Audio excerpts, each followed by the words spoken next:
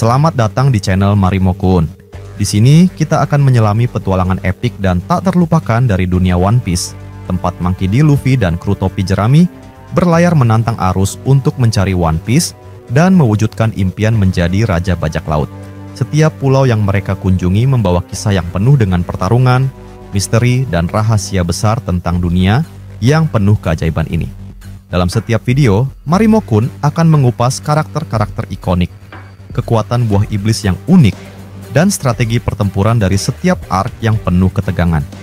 Bersiaplah untuk menelusuri teori-teori mengejutkan dan fakta-fakta menarik yang mungkin belum kamu ketahui.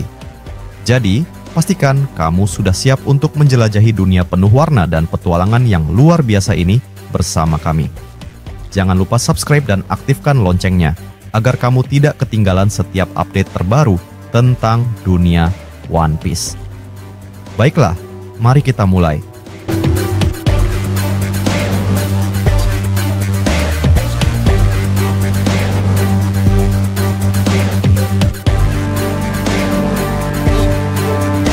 Kisah berlanjut dengan latar penuh kehancuran dan ketegangan tinggi. Kelanjutan dari bab sebelumnya yang menggambarkan dunia dalam kondisi penuh konflik dan ketidakpastian. Di tengah puing-puing pertempuran yang belum lama usai, seorang raksasa agung bernama Saul tergeletak tak berdaya. Tubuhnya terluka parah, dililit bekas luka akibat serangan tanaman berduri dari Somer, musuh mengerikan yang dikenal karena kekuatan suci dan kebengisannya. Keheningan melingkupi tempat itu, hanya diselingi oleh hembusan angin dingin yang menerpa medan pertempuran. Namun, Saul tidak sepenuhnya kalah. Meski tubuhnya penuh luka dan kesadarannya sempat menghilang, perlahan-lahan matanya kembali terbuka. Matanya masih menyimpan semangat, meski tubuhnya terasa seperti dihantam ribuan batu besar. Ia berusaha bangkit, tangannya gemetar, lututnya lemah, dan napasnya terengah-engah. Rasa sakit menjalar ke seluruh tubuhnya, tapi keinginan untuk berdiri lebih kuat dari rasa nyeri yang ia derita. Dalam benaknya hanya ada satu pertanyaan, apakah anak-anak raksasa selamat? Robin dan rekan-rekannya melihat usaha keras Saul. Tanpa ragu, mereka bergegas menghampirinya. Ketika Robin memapah tubuh besar Saul, air mata tampak menggenang di mata sang raksasa. Namun bukan karena luka, melainkan karena rasa haru. Sebab Robin, gadis kecil dari Ohara yang dulu ia lindungi, kini telah menjadi sosok wanita luar biasa yang berdiri bersamanya di medan tempur. Tanpa membuang waktu, Robin memberitahu bahwa seorang pria tua telah pergi untuk menyelamatkan anak-anak raksasa. Saul segera menyadari siapa pria itu. Skopper Gaban, mantan kru bajak laut Raja Roger yang legendaris. Rasa lega seketika merayapi hatinya. Jika Gaban yang turun tangan, maka ada harapan. Saul tahu betul, Gaban bukan pria biasa. Ia adalah legenda hidup. Saul mencoba berdiri sendiri, tapi tubuhnya terlalu lemah. Robin pun menciptakan klon raksasa menggunakan kekuatan Hana-Hana Nomi dan memapah Saul dengan penuh hormat. Sambil berjalan pelan, Saul menatap Robin dan berbisik, "Kau bukan anak kecil lagi, Robin. Kau telah tumbuh menjadi cahaya." Sebuah momen mengharukan di tengah dunia yang kian gelap dan tak menentu. Cerita pun beralih ke tempat yang jauh lebih mencekam, Pulau Karibari, markas besar dari organisasi Cross Guild. Di sana, dalam sebuah ruang rapat besar yang diselimuti aura ancaman, para petinggi organisasi tengah berdiskusi intens. Di kursi utama duduk Crocodile dengan ekspresi dingin dan penuh perhitungan. Di sampingnya, Mihawk, sang pendekar terkuat di dunia. Buggy, yang walau canggung, tetap hadir sebagai pemimpin tertinggi secara simbolis. Crocodile membuka pembicaraan dengan informasi penting. Dua pertempuran besar sedang berlangsung dan keduanya akan menjadi katalis utama dari kekacauan global yang lebih dahsyat. Pertama, pertempuran di Pulau Hachinosu antara Angkatan Laut dan Bajak Laut Kurohige, di mana aliansi besar sedang bentrok untuk memperebutkan supremasi. Kedua, konflik dahsyat antara tentara revolusi dan kekuatan pemerintah dunia yang tersebar di dua lokasi. Lautan tempat Dragon menghadapi Garling Figarland, dan pelabuhan di mana Sabo melawan pemimpin Ksatria Suci, Shamrock. Belum sempat mereka menyusun rencana lebih lanjut, seorang bawahan masuk dengan napas memburu, melaporkan bahwa armada besar angkatan laut telah bergerak ke arah mereka. Dipimpin langsung oleh Laksamana Ryokugyo, serangan ini bukan hanya ancaman biasa. Yang lebih mengejutkan, 3 serafim ikut serta dalam operasi ini. 3 makhluk biologis hasil rekayasa ilmiah, pengganti para Shichibukai, yang kekuatannya sebanding, atau bahkan melampaui para petarung legendaris masa lalu. Tanpa membuang waktu, Mihawk dan Crocodile langsung bergerak menuju wilayah pantai. Buggy, meskipun nyalinya ciut, mencoba memompa semangat pasukan melalui pengeras suara. Suasana di pantai sangat mencekam. Pasukan Cross Guild yang semula percaya diri kini menyadari betapa seriusnya serangan ini. 3 Vice Admiral sudah tiba terlebih dahulu dan berhasil menggempur barisan pertahanan awal Cross Guild. Namun, segalanya berubah ketika Mihawk dan Crocodile turun tangan langsung. Dengan kekuatan luar biasa, Crocodile menghancurkan 1 Vice Admiral hanya dengan 1 serangan pasir mematikan. Mihawk, dengan tebasan pedang Yoru yang legendaris, menumbangkan 2 Vice Admiral sekaligus, hanya dalam 1 gerakan. Pertempuran belum selesai. Ryokugyu akhirnya turun dari kapal. Ia berubah menjadi monster pohon raksasa, menciptakan hutan kematian dari akar-akar tajam. Tapi Mihawk tetap tenang. Dengan Kenbunshoku Haki yang digabung dengan matanya yang mampu melihat seluruh medan pertempuran, ia menghindari serangan Ryokugyu dengan presisi mematikan. Setiap gerakan musuh terbaca seperti buku terbuka. Ia bahkan bisa memantau area pertempuran lain dari jarak jauh.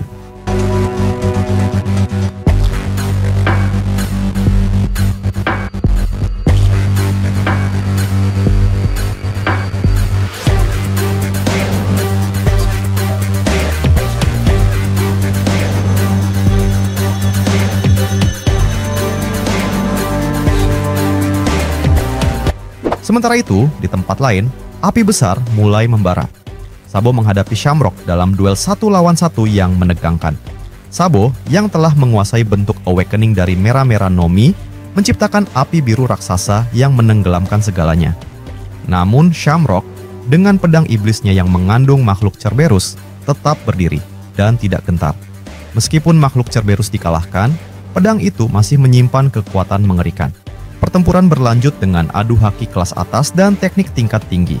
Sabo menggunakan teknik cakar naga yang diajarkan Dragon, memadukannya dengan bola api biru raksasa. Shamrock tak tinggal diam. Ia mengerahkan Hosoku Haki miliknya yang luar biasa besar, mengguncang seluruh pelabuhan dan sekitarnya. Semua orang di sekeliling mereka, baik pasukan revolusi maupun ksatria suci, berhamburan, menjauh sejauh mungkin dari pusat ledakan jurus yang akan terjadi. Dan ketika 2 kekuatan raksasa itu bertumbukan, dunia seakan berhenti sejenak. Di tempat lain, di Pulau Hachinosu, Shanks bertarung melawan Blackbeard dalam duel hidup dan mati. Blackbeard, terdesak oleh teknik-teknik warisan Roger yang digunakan Shanks, akhirnya memutuskan untuk menggunakan awakening dari Yami Yami no Mi, kekuatan gelap yang menakutkan, tapi punya efek samping besar. Shanks, dengan Kenbunshoku Haki tingkat tinggi, menyadari bahaya dan mencoba menggagalkan proses tersebut sebelum terlambat. Sementara itu, Gunko yang sebelumnya berhasil kabur dari Skopper Gaban mencoba meminta bantuan ke Marichoa. Namun Luffy dan Loki muncul secara mengejutkan. Ekspresi Loki penuh dendam, ia siap menghabisi Gunko yang bertanggung jawab atas penderitaan rakyatnya. Tapi Gunko tenang. Ia yakin, Loki tidak tahu kelemahan regenerasi milik kaum suci. Tapi keyakinan itu mungkin akan diuji. Karena dunia telah berubah, dan generasi baru tidak akan tinggal diam lagi. Chapter ini mengantar kita pada era peperangan global. Segalanya bergerak cepat, dunia bergejolak, dan keseimbangan kekuasaan mulai runtuh. Pertempuran-pertempuran dahsyat ini tidak hanya akan menentukan siapa yang menang dan kalah, tapi juga akan membentuk ulang tatanan dunia yang selama ini dikenal.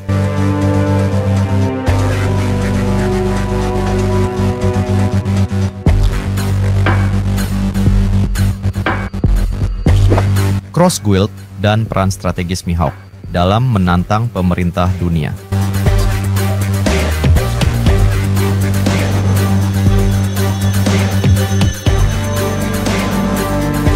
Dalam dunia One Piece yang penuh dengan tokoh-tokoh besar dan penuh warna, terdapat satu sosok yang selalu berdiri tenang di tengah badai, tak tergoyahkan, dan diselimuti oleh aura ketakutan serta rasa hormat yang mendalam, Dracul Mihawk.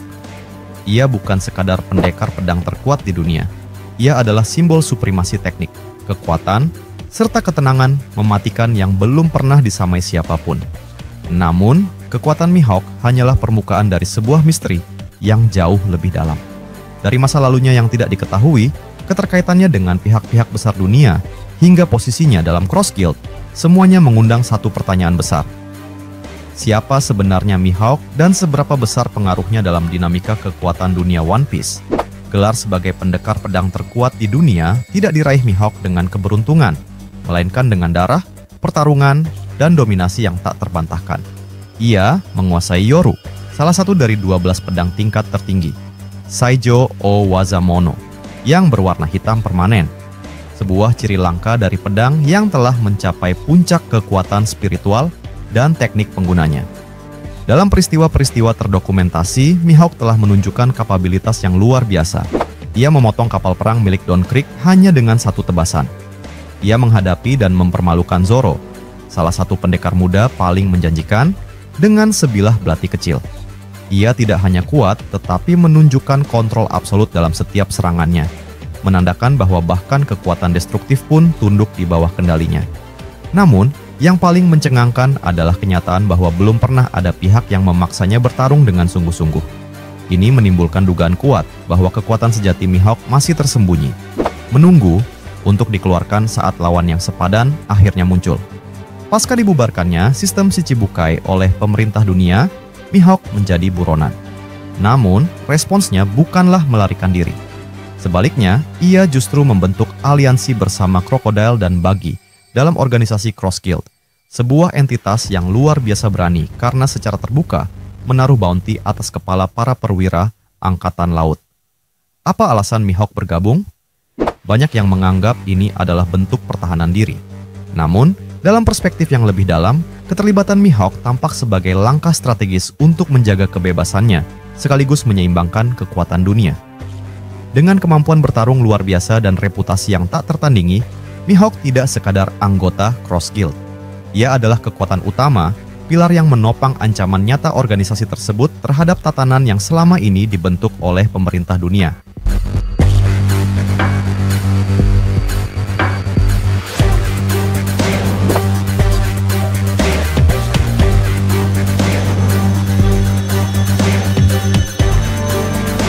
Muncul teori mengejutkan dan perlu digarisbawahi teori ini bukan pendapat pribadi, tapi banyak menyebar di berbagai forum One Piece yang menarik untuk dibahas.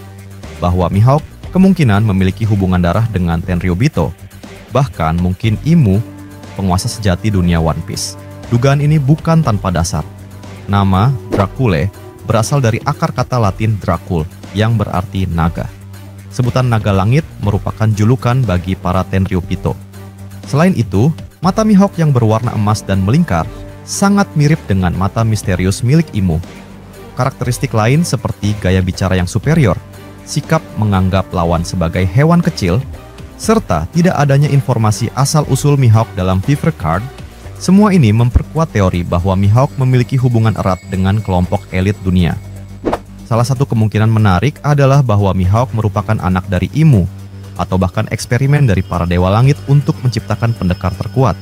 Namun, berbekal kehendak bebas yang kuat, Mihawk memilih menjauh dari kemewahan dan kekuasaan dan menempuh jalan hidupnya sendiri sebagai petarung sejati.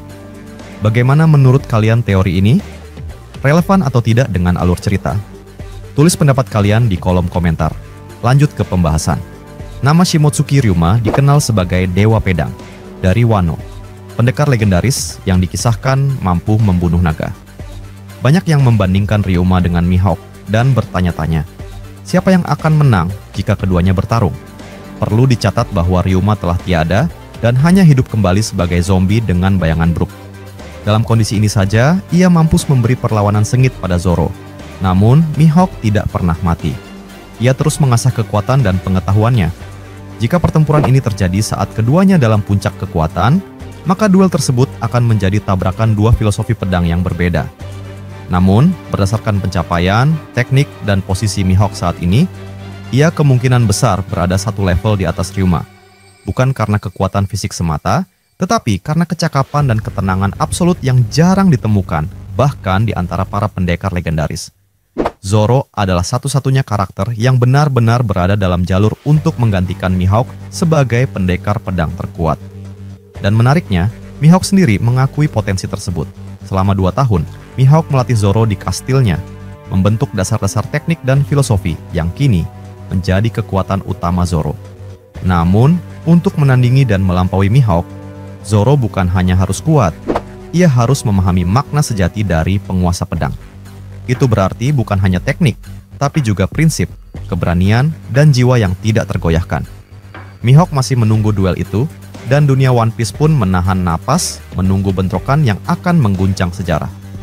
Dracula Mihawk bukan sekadar pendekat. Ia adalah cermin dari dunia yang penuh rahasia, seorang petarung bebas yang mungkin lebih tahu tentang struktur dunia daripada yang selama ini kita kira.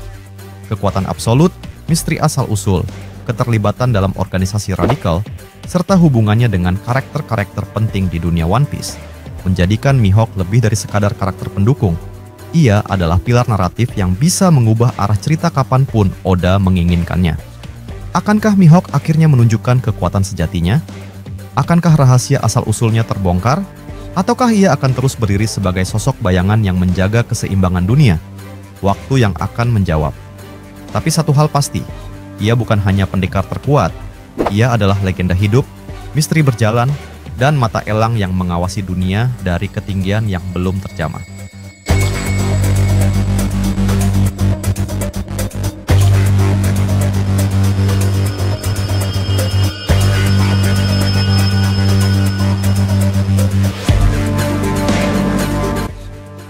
Kekuatan Ryokugyu mengguncang, tapi mampukah ia menandingi Mihawk?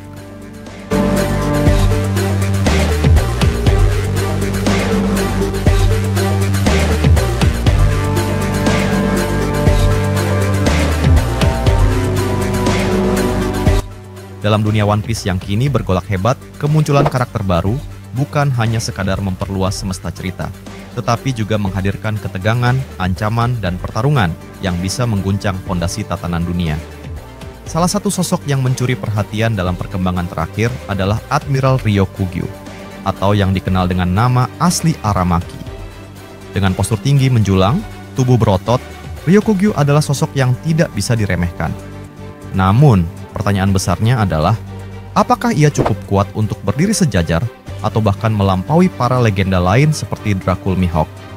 Dalam penampilannya di Wano, Ryokugyu menunjukkan kekuatan luar biasa yang berasal dari buah iblis tipe tumbuhan, yang membuatnya mampu menumbuhkan akar-akar raksasa dan menyedot energi kehidupan dari lingkungan sekitarnya. Bahkan, ia mampu bertahan hidup selama bertahun-tahun tanpa makan atau minum dengan menyerap nutrisi langsung dari tanah dan organisme lain. Ini bukan sekadar kekuatan, melainkan simbol dari keberadaan yang hampir menyerupai dewa dalam bentuk biologis.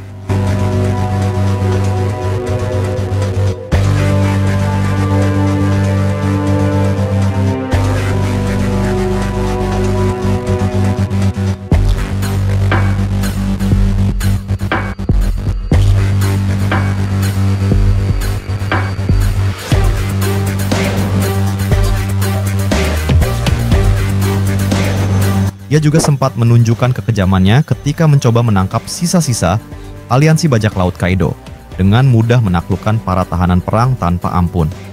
Semua ini menandakan bahwa Ryokugyu adalah ancaman serius yang tidak boleh dianggap enteng, bahkan bagi para tokoh utama dunia. Namun, bab terbaru dari kisah epik ini menyajikan konfrontasi yang bisa mengubah pandangan kita terhadap admiral yang satu ini. Di Pulau Karibari, markas Cross Guild, Ryokugyu datang bukan hanya sebagai utusan angkatan laut, tetapi sebagai eksekutor utama dari kekuatan pemerintah dunia yang hendak menghapus organisasi itu dari peta kekuasaan. Namun, takdir mempertemukannya dengan dua tokoh yang bukan manusia biasa, Crocodile dan Dracula Mihawk, pendekar pedang terkuat di dunia. Dalam hitungan menit, dua Vice Admiral Angkatan Laut tumbang oleh tebasan Yoru milik Mihawk, dan satu lagi hancur oleh badai pasir Crocodile. Ryokugyu pun akhirnya turun tangan sendiri, berubah menjadi monster pohon raksasa, menciptakan hutan kematian dengan ribuan akar tajam menghujani medan perang. Pemandangan ini bukan hanya mengerikan, ia menciptakan teror ekologis yang mengubah medan pertempuran menjadi kuburan hidup. Namun, di tengah kekacauan itu, Mihawk tetap tenang. Dengan kemampuan Kenbun Shokuhaki tingkat dewa dan penglihatan tajamnya yang melampaui manusia biasa, ia membaca setiap gerakan Ryokugyu layaknya sebuah buku terbuka. Dalam narasi ini, Ryokugyu bukan sekadar musuh, melainkan ujian hidup bagi Mihawk. Apakah kekuatan satu pedang mampu menandingi kehancuran alam semesta yang diwujudkan dalam bentuk pohon raksasa? Disinilah pertanyaan besar muncul. Apakah Ryokugyu akan berakhir seperti Vice Admiral lainnya? Pertempuran belum mencapai klimaks, namun satu hal mulai terlihat. Meskipun Ryokugyu sangat mengerikan, Mihawk adalah entitas lain, senjata hidup yang mampu menantang sistem dunia. Jika Ryokugyu adalah manifestasi dari kekuatan alam, maka Mihawk adalah ketajaman kehendak manusia yang tak bisa dibelokkan. Dengan dunia yang tengah dilanda konflik di berbagai penjuru, dari pertarungan Shanks versus Blackbeard hingga duel Maut Sabo dan Shamrock, konfrontasi Mihawk dan Ryokugyu bisa menjadi pemantik yang menentukan kejatuhan satu pilar kekuasaan, Angkatan Laut. Ryokugyu memang menakutkan, tetapi sejarah One Piece menunjukkan satu hal yang konsisten. Kekuatan sejati bukan hanya soal buah iblis, tetapi kehendak, kejelian, dan determinasi. Dan dalam hal ini, Mihawk mungkin adalah musuh yang tidak bisa ditaklukkan hanya dengan akar dan racun. Akhir cerita masih belum tertulis, namun dunia kini menyaksikan pertarungan para dewa, dan salah satunya akan jatuh.